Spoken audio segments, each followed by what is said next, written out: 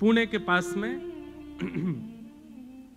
एक गांव है, उसका नाम है पुरंदरपुर। क्या नाम है? वहां पर एक व्यक्ति रहते थे, उनका नाम था पुरंदर। थे तो वो ब्राह्मण, लेकिन अपने स्वभाव से, अपने कर्म से बिल्कुल दूषित। किसी भी प्रकार से ब्राह्मणत्व उनके अंदर दिखाई नहीं देता था। लेकिन उनकी पत्नी थी सरस्वती बाई। सब लोग इधर देखना, ऊपर वाले भी, बीच वाले भी, नीचे वाले भी। भूवस्व ये भू है तो बीच वाले भुव, ऊपर वाले स्वर्ग। हम पता नहीं कहां वैकुंठ ये वैकुंठ है। हाँ, वैकुंठ ही तो है। व्यासपीठ वैकुंठ है, क्योंकि तीनों को देख रही है। भू को भी देख रही है, भुवः को भी देख रही है, स्वर्ग को भी देख रही है। बहुत ध्यान से सुनिएगा, बड़ी प्यारी कथा है, मुझे बहुत प्रिय लगती है। और अब तो ये विराजमान है मंच पर, तो इन्हीं का ही प्रसंग चलने वाला है। श्री ज्ञानेश्वर महाराज, ज्ञानेश्वर माउली, जिनको महाराष्ट्र में सब लोग मां कहते हैं, यही मां है। और संत श्री तुकाराम जी महाराज, इन दोनों, पूरी दुनिया इनका कीर्तन करती है, ठाकुर जी का, जय जय राम कृष्ण हरि। पर ठाकुर जी इन दोनों का कीर्तन करते हैं, ज्ञानेश्वर माउली। ज्ञानोबा तुकाराम, ज्ञानोबा तुकाराम, ज्ञानोबा तुकाराम, इनका कीर्तन ठाकुर जी करते हैं। हमारे इष्ट भगवान हैं और भगवान के इष्ट भक्त हैं। ठाकुर जी के इष्ट हैं ये। ठाकुर जी भक्तों को अपना इष्ट मानते हैं। अनुब्रजाम्य हम नित्यम पूये ये तन्य रेणुभिः। कितना सुंदर भाव कहते हैं ठाकुर जी कि मैं अपने भक्तों के पीछे कैसे चलता हूं, जैसे गैया के पीछे बछड़ा चलता है, उसकी रज में सना हुआ, उसकी रज में लिपा हुआ, ऐसे मैं अपने भक्तों के पीछे पीछे चलता हूं। ज्ञानोबा तुकाराम। भक्ति काल के सबसे पहले भक्त भारत के श्री ज्ञानेश्वर माउली, और भक्ति शतक के एक प्रकार से विश्राम श्रेणी में भक्त जो हुए, उनमें श्री तुकाराम जी। तो संपूर्ण भक्त इनके बीच में आ जाते हैं, इसलिए ठाकुर जी इन दोनों का कीर्तन करते हैं, ज्ञानोबा तुकाराम। तो इन्हीं बीच में एक भक्त हुए, उनका नाम था पुरंदर, पर वो भक्त नहीं थे, महासंसारी व्यक्ति। बहुत ध्यान से सुनना है। पुणे के पास में व्यापार करते थे, दुकान थी उनकी। उनकी पत्नी का नाम था सरस्वती बाई। क्या नाम था? कंजूस एक नंबर के थे। मैं कभी कभी कथा में एक बात कहता हूं कि व्यक्ति यदि संसारी है और घोर संसारी है, तो भी कभी कभी ठाकुर जी की कृपा उस पर हो जाती है। ये बिचले जो होते हैं ना, भक्त भी हैं संसारी भी हैं, उन पर ठाकुर जी कई बार दृष्टि कम करते हैं। या तो पूर्ण रूपेण भक्त हो या पूर्ण रूपेण संसारी हो।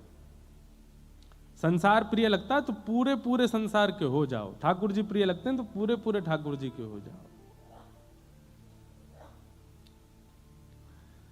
तो पुरंदर जी जो थे, ये पूरे पूरे संसारी थे, लेकिन इनकी पत्नी परम भक्त सरस्वती बाई।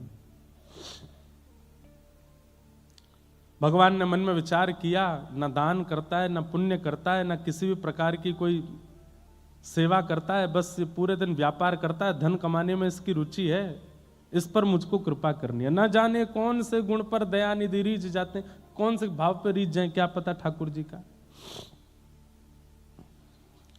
अच्छा, एक बात और मैं स्पष्ट कर दूं, महासंसारी तो है, महासंसारी है, लेकिन वैष्णव अपराध से बचा हुआ है, तो ठाकुर जी कृपा होगी।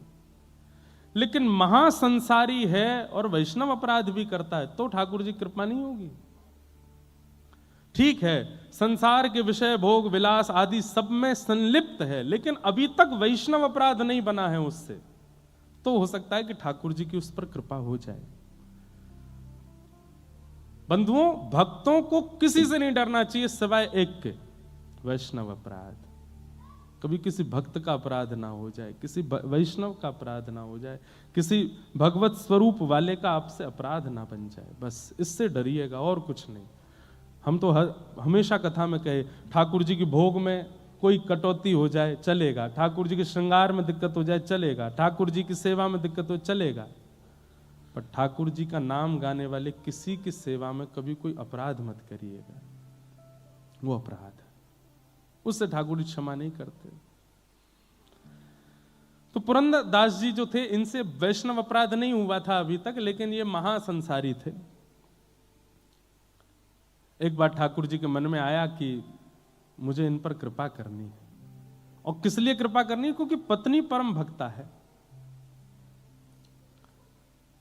तो ठाकुर जी एक दीनहीन से ब्राह्मण बनके, यही पंडरीनाथ भगवान दीनहीन से ब्राह्मण बनके पहुंच गए, और पहुंच करके पुरंदर दास जी की दुकान पर जाके खड़े हो गए।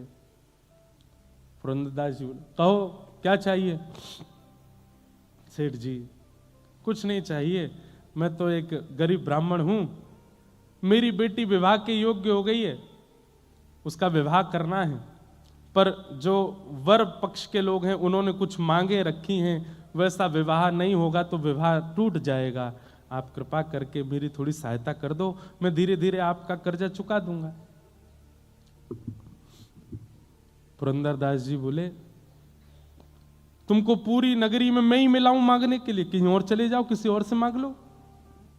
नहीं नहीं नहीं, आपके रूप से ऐसा लगता है आप बड़े दयावान हो, आप जल्दी कृपा कर दोगे, आप ही दे दो, कुछ दे दो मुझे। पुरंदरदास जी अपनी कुर्ता दिखा, देखो मेरा कुर्ता यहाँ से फट रहा है, मेरी धोती फट रही है, मेरी बैठने वाली जो गलीचा है वो भी फटा हुआ है, मेरे खुद की हालत ऐसी खराब है, मैं तुम्हारी सेवा कैसे करूं? नहीं नहीं महाराज, आप चाहेंगे तो सब हो जाएगा, मेरी थोड़ी कृपा कर दो, मुझे थोड़ा सा धन दे दो। पुरंदरदास जी बार बार अपने सेवकों को कहें, इसको भगाओ यहां से, इसको भेजो यहां से, ये मांग रहा है, मैं मुझ में देना नहीं चाहता इसको। सब लोग इधर देखिएगा, ध्यान से सुनिएगा। लेकिन ठाकुर जी हट कर लें तो कौन समझा सके? यहां दुनिया के लोग जिद पे अड़ जाते हैं तो नाक में दम हो जाता है, ठाकुर जी अगर जिद कर लें, दुनिया बनाने वाले, तो उनको कौन समझाए? ठाकुर जी तो वहीं बैठ गए दुकान के बाहर ही, बोले जाऊंगा तो आपसे लेके ही जाऊंगा और कहीं नहीं जाऊंगा, और नहीं तो मेरी बेटी का ब्याह टूटेगा, उसका जो अपराध होगा वो आपको लगेगा। पुरंदर बोले, ये कोई बात है? जान ना पहचान, एक तो मुझसे पैसा मांग रहे हो, ऊपर से मेरे को दोष भी दे रहे हो। बोले दे दीजिए ना, आप सब कर सकते हैं। तो पुरंदर दास जी बोले, चलो एक काम करते हैं। बोले क्या?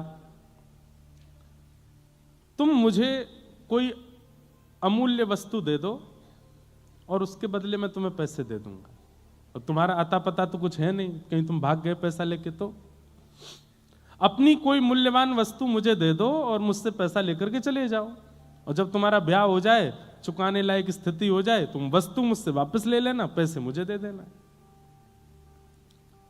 घनघोर कंजूसाई की पराकाष्ठा, दे ही नहीं सकते बिना किसी प्रयोजन के। ठाकुर जी बोले, मेरे पास तो कुछ भी नहीं है, मैं कहां से लेके आऊं? बोले तो भैया देखो, अब मैं राजी हो गया हूं। हाँ भाई, नगर के लोग इकट्ठे कर लिए, देखो मैं इनको देने को तैयार हूं, पर मैंने एक शर्त रखी है, ये अपनी कोई वस्तु मुझे दे दें, बदले में पैसा ले जाएं, बेटी का ब्याह कर लें, जब चुकाने की स्थिति हो तब वापस अपनी सामग्री लेके मुझे पैसा दे जाएं, कोई बुराई है? संसार के लोग बोले, नहीं नहीं बिल्कुल ठीक है भैया, इतना तो करना चाहिए। ठीक है भैया, मैं जाता हूं, कुछ लेकर के आता हूं, लेकिन भैया ये भगवान हैं, इनकी चतुराई के आगे किसी की नहीं चलती। ठाकुर जी बोले, मैं अभी आता हूं कुछ लेकर के। बोले हाँ जाओ, लेके आओ। भगवान सीधे पुरंदर दास के घर पहुंच गए। घर में सरस्वती बाई बैठी थी, द्वार पर आकर के रोने लगे, गिरने लगे, सिर पटकने लगे।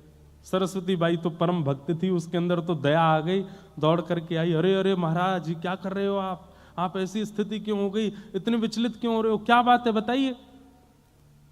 पूरी बात बताइए। मेरी बेटी का ब्याह है, मैं पैसे लेने आपके पति के पास गया हूं, उन्होंने देने से बिल्कुल मना कर दिया।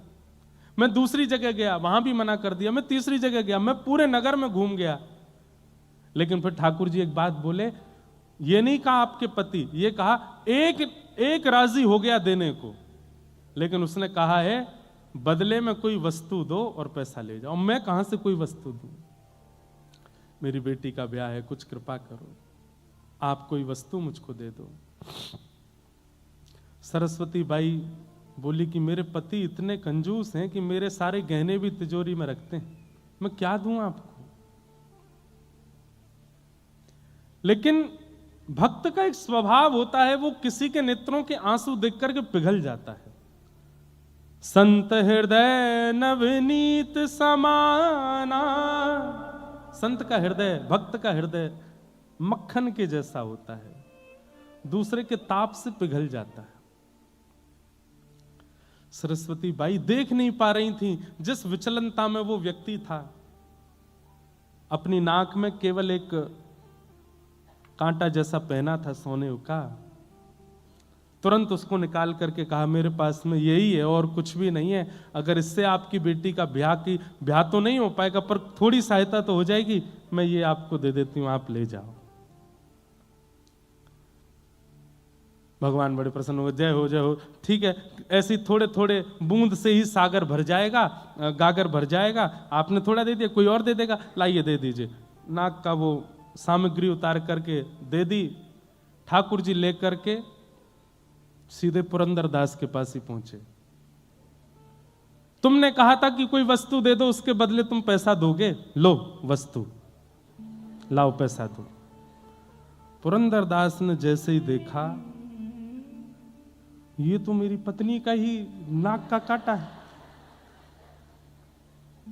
तुम कहां से लाए? बोले इससे तुमको क्या, तुमने कहा था कि वस्तु दो और धन ले जाओ, वस्तु दे दी, अब धन दे दो। भैया ठाकुर जी जैसा स्क्रिप्ट राइटर नहीं देखा मैंने। आपकी बंबई नगरी में एक से एक राइटर होंगे, एक से एक प्रोड्यूसर, डायरेक्टर, स्क्रिप्ट राइटर होंगे, पर ठाकुर जी जैसा कोई नहीं है। हम आप सबकी स्क्रिप्ट इतनी खतरनाक लिख रखी है उन्होंने, कल क्या हो जाए पता नहीं, कुछ पता नहीं है, कब कहां किसके कैसे मोड़ देते हैं। जय हो। ये डायरेक्टर हैं, ये प्रोड्यूसर हैं, लेकिन जैसे वो एक होता है ना, ये तो चलो स्क्रिप्ट वगैरह इन्होंने लिखी, डायरेक्ट आदि इन्होंने की, पर कई बार एक्टर को अपने परफॉर्मेंस देने में थोड़ी दिक्कत होती होगी, तो एक अब मेरे को पता नहीं है इतना ज्यादा, पर बीच कोई सहायक डायरेक्टर भी होता है ना, वो आके समझा दे तुम ऐसा करोगे तो भक्तजन जो है ये सहायक डायरेक्टर हैं, ये आकर के संभालते हैं। बोले घबराओ नहीं, ठाकुर जी ने स्क्रिप्ट भले ही खतरनाक लिखी है लेकिन तुम कर सकते हो। इन भक्तों के चरित्र से हमको एक बल मिल जाता है, हमको एक राह मिल जाती है, हमको थोड़ा संबल मिल जाता है, और हम अपनी जीवन की इस मूवी में अच्छा निर्वहन कर लेते हैं। लिखा ठाकुर जी नहीं है सब कुछ, ईच एंड एवरीथिंग, सब कुछ। तो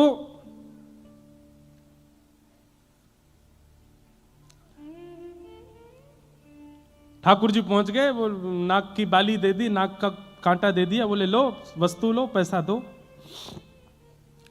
तो पुरंदर को ये बात पता है कि मेरी पत्नी स्वभाव से बड़ी दयावान है, और उसी ने दया करके बिना मुझसे पूछे, बिना मेरी आज्ञा के अपनी नाक की एक कांटा निकाल करके दे दिया।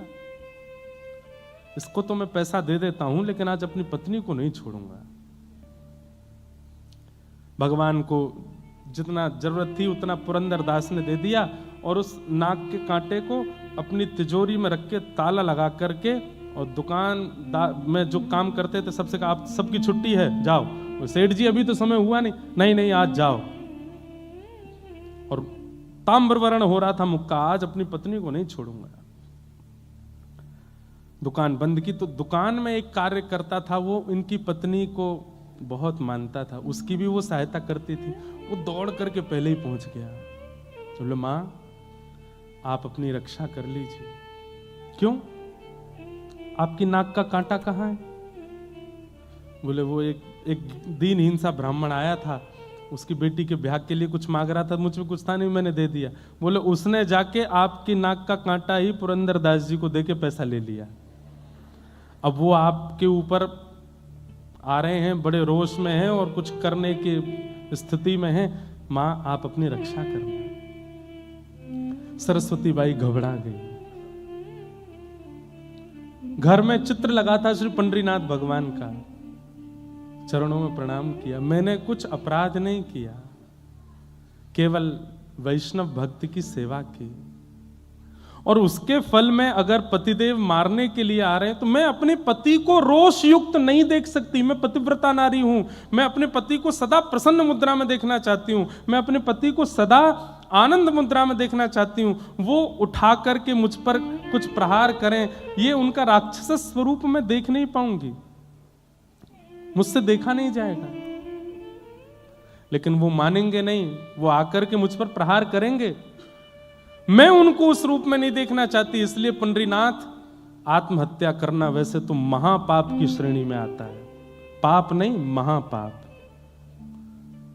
2000 वर्ष के लिए नरक योनि और कितने हजार वर्षों के लिए प्रेत योनि प्राप्त होती है उसको, जो इस प्रकार से आत्महत्या करे।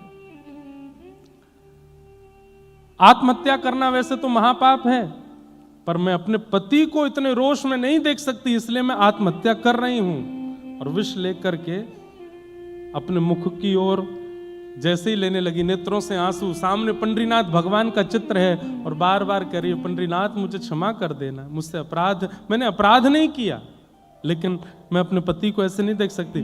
जैसे ही विषपान करने लगी, इतनी खन्न से आवाज हुई, ऊपर से ठाकुर जी के चित्रपट के पास से ही वो नाक का कांटा आकर के कटोरी में गिरा, और जैसे ही वो कांटा कटोरी में आकर के गिरा, इतने में ही पति का आना हुआ। पति ने आकर के किवाड़ बंद करी, ढूंढने लगा कोई सामग्री मिले मुझे, और कुछ हाथ में लेकर के खड़ा हो गया सामने। ए सरस्वती बाई जी, तेरे नाक का कांटा कहां है, जल्दी दिखा मुझे।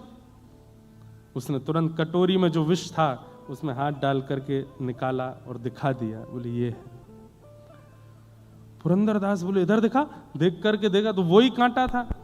बोले असंभव, ये हो ही नहीं सकता, ये तो मैं अपनी तिजोरी में रख करके ताला लगा करके आया हूं, तेरे पास कैसे आ गया। रुक, यहीं रुक, मैं अभी आता हूं। दौड़ करके अपनी दुकान पर फिर से गए, दुकान खोल करके तिजोरी खोल करके देखा तो कांटा वहां नहीं था। लौट करके आए, ये कैसा जादू सीख के आई है तू, वो कांटा मेरे पास मैंने बंद करके रखा, तेरे पास दोबारा कैसे आया, और ये सब व्यवस्था कैसे बनी, मुझे जल्दी बता। नेत्र भर गए आंसुओं से और चरण पकड़ करके बोली, सब पंडरीनाथ की कृपा है। एक विरक्त एक परम ब्राह्मण मेरे द्वार पर आके रोने लगा, मैंने उसको दिया, मुझे पता चला कि उसने वो कांटा जाके आपको दिया और आप रोष में मुझे मारने आ रहे हैं। मैं आपको उस रूप में नहीं देखना चाहती थी, इसलिए विषपान कर रही थी, पंडरीनाथ के सामने रो रही थी कि हे पंडरीनाथ, मैं अपने पति को ऐसे नहीं देख सकती, मैं आत्महत्या कर रही हूं। उसी समय पता नहीं कहां से ये कटोरी में गिर गया। मुझे तो ऐसा लगता है वो ब्राह्मण कोई और नहीं थे, वो साक्षात पंडरीनाथ ही थे। मुझे और आपको अपने चरणों में लगाने के लिए, स्वीकार करने के लिए, अंगीकार करने के लिए ये पूरी लीला की थी। पुरंदरदास के नेत्र बंद हो गए और वो छवि दिखने लगी, कैसे मेरी दुकान पर आकर के बार बार कह रहे थे कि धन दे दो, मेरी बेटी का ब्याह है, उसके लिए थोड़ी सेवा कर दो।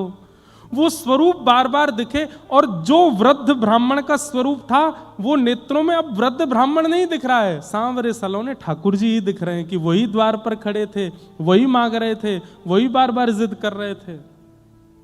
पुरंदरदास रोने लगा, पत्नी का हाथ पकड़ा, देवी अभी चलो। बोले कहां? बोले पंढरपुर चलो। उसी समय अपनी पत्नी के साथ घर बार सब छोड़ करके पंढरपुर चले गए, और ईंट पर खड़े हुए अपनी भुजा पर हाथ रख करके श्री पंडरीनाथ भगवान के सामने जाकर के पुरंदरदास ने अपने जीवन का शेष समय ठाकुर जी को अर्पित कर दिया। ठाकुर जी के जीवन को अर्पित हो गए। कान पकड़ के क्षमा मांगी, नाथ मुझे क्षमा कर दो, मैंने अपराध किया। और पुरंदरदास जी का फिर नियम हो गया, हर दिन जाते और ठाकुर जी से केवल क्षमा मांग करके ये कहते, मुझे दंड दीजिए, मुझे दंड दीजिए। जितना मेरी दृष्टि में मुझे समझ में आया, अधिक भी हो सकते हैं। भगवान से पीड़ा दो लोगों ने मांगी है, या तो द्वापर युग में कुंती ने मांगी है, या कलयुग में पुरंदरदास ने मांगी है। ठाकुर जी से पीड़ा मांगी। वहां कुंती भगवान से कहती है कि नाथ मेरे जीवन में पीड़ा दे दीजिए, दुख दे दीजिए, दारिद्र्य दे दीजिए, कष्ट दे दीजिए। और यहां पुरंदरदास नित्य पंडरीनाथ भगवान से कहते हैं कि मुझे कष्ट दे दीजिए, दुख दे दीजिए। क्यों? क्योंकि मैंने आपके रूप को नहीं पहचाना, आपके स्वरूप को नहीं जाना। नित्य ठाकुर जी से प्रार्थना करते। एक दिन ठाकुर जी प्रसन्न होकर प्रकट हो गए और प्रकट होकर के बोले, ए पुरंदरदास, क्या रोज कहता है कि मुझे कष्ट दे दो, मुझे दंड दे दो। बोले, प्रभु जब तक दंड नहीं दोगे मेरे हृदय को शांति नहीं मिलेगी। बंधुओं, ये भी एक वैष्णव का स्वरूप है, बहुत ध्यान से सुनिएगा। गलती करने के बाद अपने अपराध का बोध तो सबको हो जाता है, पर अपराध बोध में ठाकुर जी से प्रार्थना करना कि इस अपराध का थोड़ा दंड मुझे दीजिए, ये वैष्णव ही कर सकता है। संसारी व्यक्ति तो भागेगा, मैंने कुछ नहीं किया, और किया तो क्या, मैंने स्वीकार कर लिया, अब मुझे दंड नहीं मिलना चाहिए, अब मुझे पीड़ा नहीं मिलनी चाहिए। पर वैष्णव तो उसके प्रति दंड मांगता है कि मुझे दंड दीजिए। हमारे वृंदावन की भोरी सखी गाती हैं, ऐसो दुख दीजो ही अमार, ऐसो दुख दीजो ही, बिन पद कंज छटा दृग देखे, बिन पद